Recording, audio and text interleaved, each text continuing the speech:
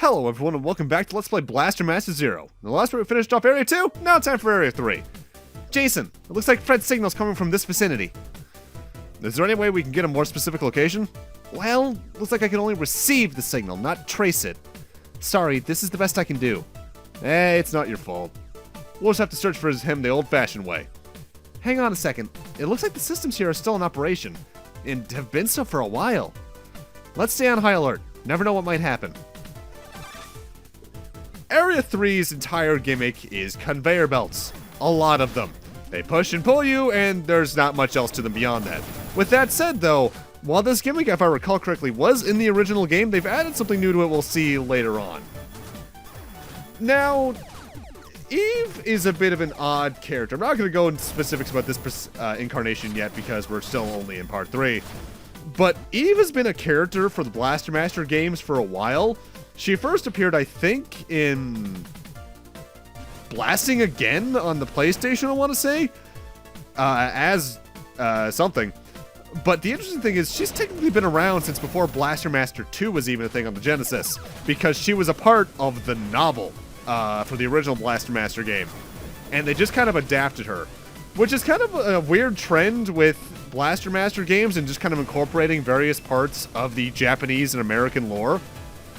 Because Fred and Jason were completely American exclusive to the original Blaster Master.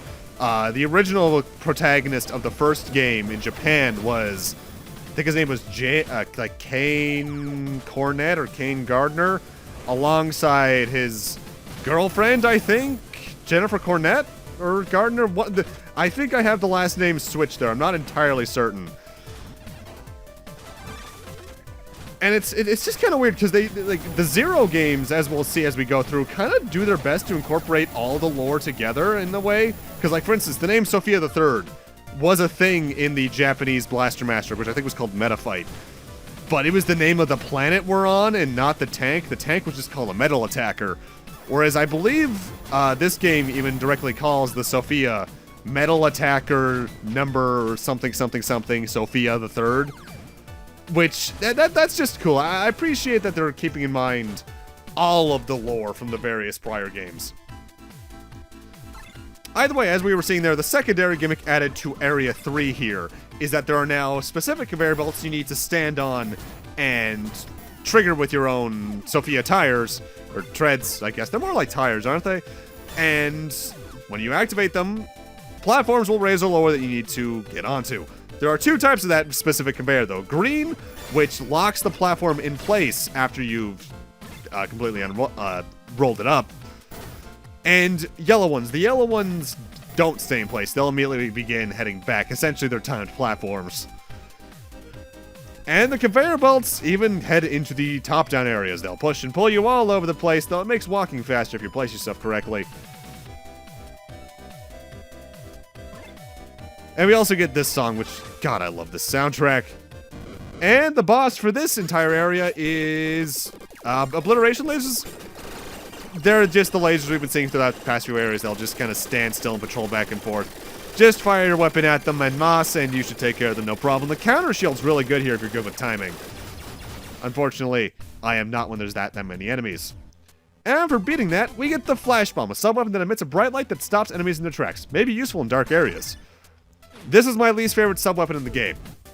It stuns enemies, so you don't need to, like, time your shots carefully or anything. But I just don't like it. It's very weak.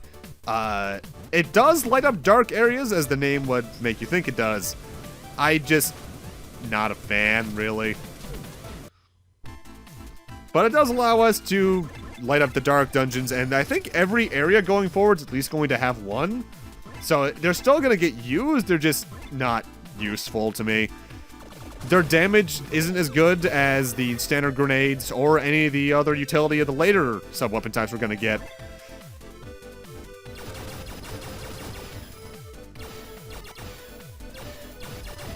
Area 3 on the whole, though, is probably the... I don't want to say it's the easiest area in the game, because Area 1 is technically easier. But it's definitely the breeziest to get through, because it's easily the shortest area, too, just due to relative lack of... I don't want to say relative lack of cutscenes, but, like, lack of areas to go in. It's a very small area and it's more or less just one path barring like one or two minor distractions.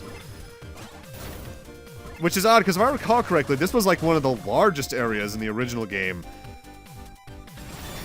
Which, I guess I'm fine with that, because I didn't like trekking through this area in the original game because the enemies were all over the place, and the backtrack later in the game in the original was just annoying.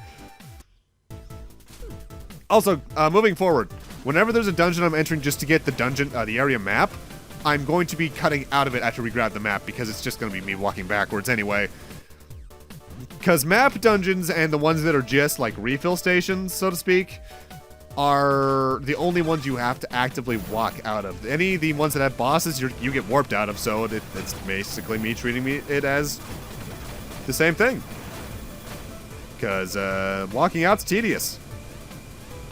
I'm trying to remember if 02 did that too. I actually can't recall, because I haven't played 02 since it got released. A year ago now? Year and a half? It's been a while. Also, this track is just joyous. In fact, you know what? Who composed this game? Alright, Wikipedia. Alright, 4 composers: Ippo Yamada, Hiroaki Sano, Aoi Tanaka, and Kotaro Yamada. Ippo's the only one that has any Wikipedia page. Works, sound designer for X2, Demon's Crest, wow, holy shit. Mega Man 7, Resident Evil 1, the 0 series composer, ZX series composer, 9 and 10 composer. Okay, so he's basically just the big Into Creates composer. Okay, holy shit, that is a lot of good games. And then Mighty Number 9. I guess Mighty Number 9's music was good. Dragon Marked for Death, he's working on that. No, worked on that rather, because that came out last year, that's right. We're not in 2019 anymore, despite 2020 being interesting so far. Also, we got the health up there. That's honestly probably the most in-the-way health power-up in the game. Which makes me wonder if speedrunners take that, like, extra 5 seconds to go out of the way for it. And here we get a hover pack. Press and hold the jump button in midair to ascend upwards. We can now fly. Looks like Sophia will be able to hover now thanks to this chip.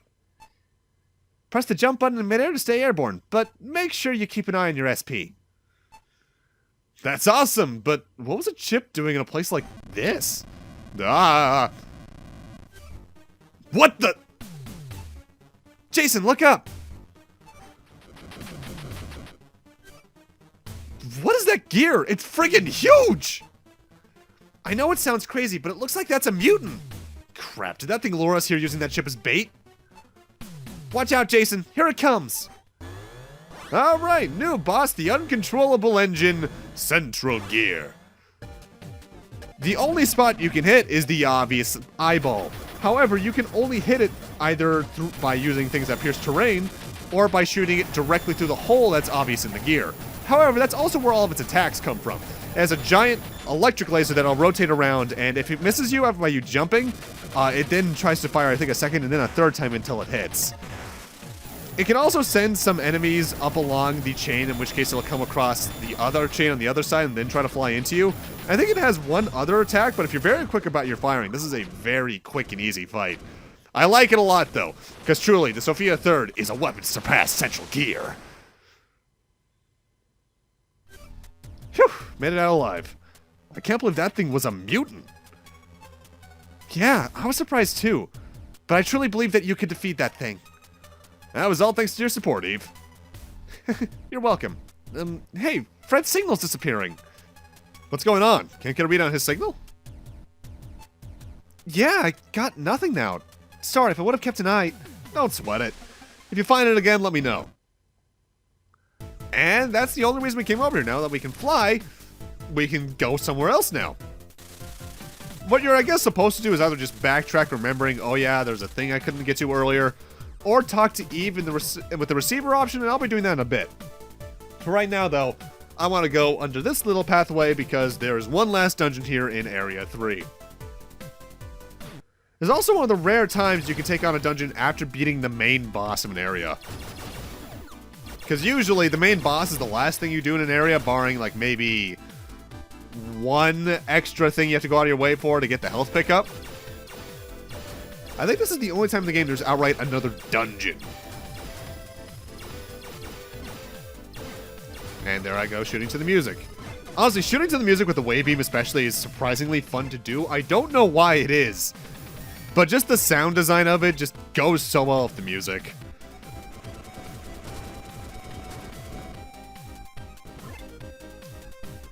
With that said, though, because we now have to backtrack, essentially, going out of Area 3 is going to be a bit different than heading through it.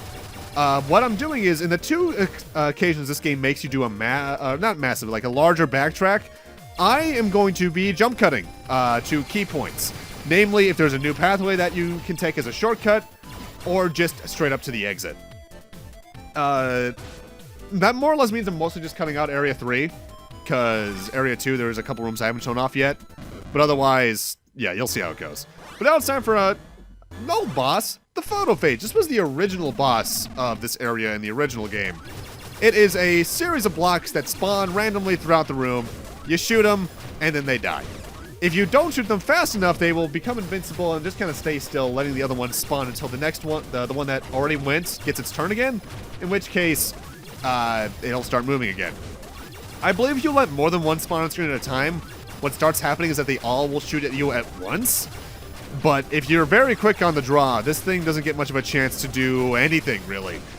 Which is a welcome change, because I recall this being one of the more annoying bosses in the original game, but here, not so much. Central Gear is easily the more interesting area boss, too. But this is a very worth it fight to do, not only just so you can get 100%, but also so you can get one of my favorite abilities in the game, the Jump Booster. Press the jump button in midair to perform additional jumps. In the original game, I believe you only had the standard hover option, but this game adds, I think something that was introduced in one of the later sequels to the original game, just a standard multiple jump option instead of hovering. You can swap between them at your own will. I prefer jumping rather than hovering myself.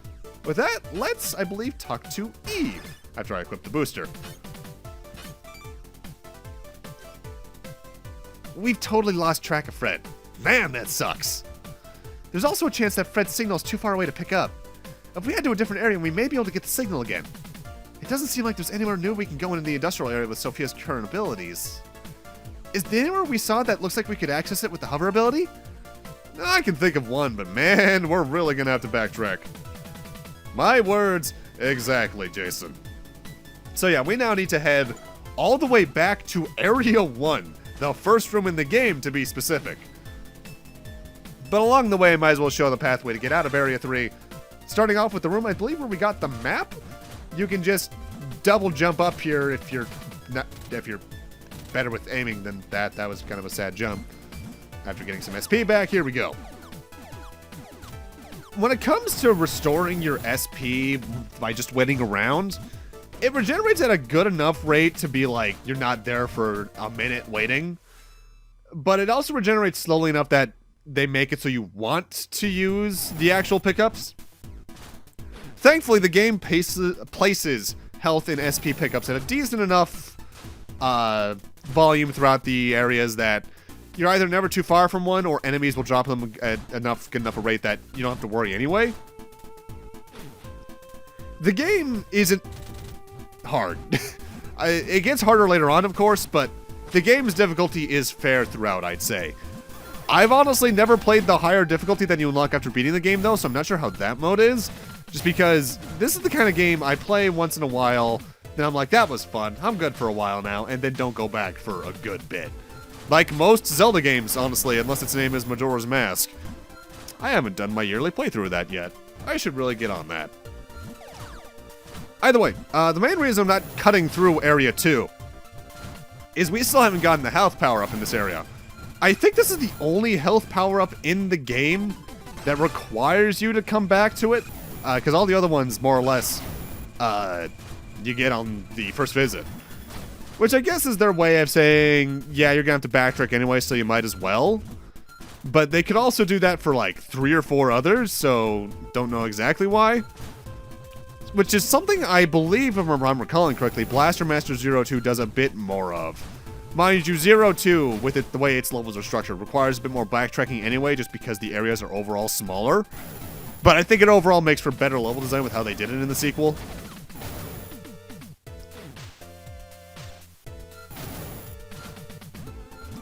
Either way, the good thing about backtracking through Area 2 is that it's a straight shot.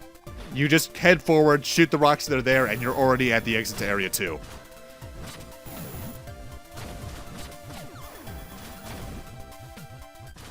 I will say that the backtracks here and in the original Blaster Master even do feel not forced, but like they could have been implemented better.